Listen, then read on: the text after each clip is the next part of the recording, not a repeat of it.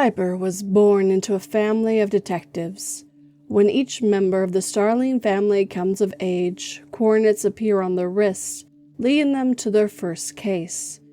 It seemed unusual to Piper until she turned 16 and numbers directing her to the Gibraltar Point lighthouse appeared.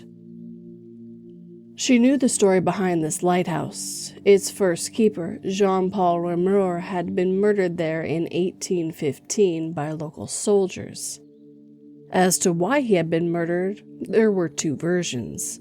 One saying John sold the soldiers diluted liquor, and when finding out they had been cheated, they went back for revenge. Another tells that he was serving the soldiers at his home, and when he decided to close up shop early, a deadly fight ensued.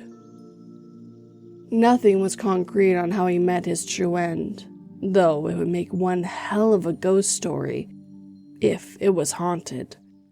Piper knew that the murder from the 1800s wouldn't be what she was meant to solve. She hoped so, at least. That morning, she packed her hiking gear, got into her 1972 AMC Gremlin, and headed towards her destination. As for the curse or gift of the Starlings, Piper wasn't sure when it started or why. Those who would know the answers aren't around anymore. She started out at the vast stretch of road ahead of her, listening to classic hits on the radio. Piper drummed her fingers on the steering wheel, then flicked the switch to turn right and onto the dirt road. Ahead of her was the lighthouse. She gazed at the looming building ahead of her. Piper felt the heavy weight of the situation heavy on her shoulders. Finding a safe place to park the car, Piper got out, grabbing her bag and locking the car. She trudged up the path.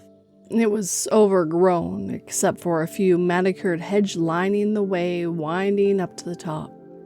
Here it was, Gibraltar Point Lighthouse. She was sure that in its heyday, this lighthouse was a sight to behold. Now it was no longer operational. Piper took a deep breath, exhaled, her eyes scanning over her surroundings. Check out the full story live on my channel now.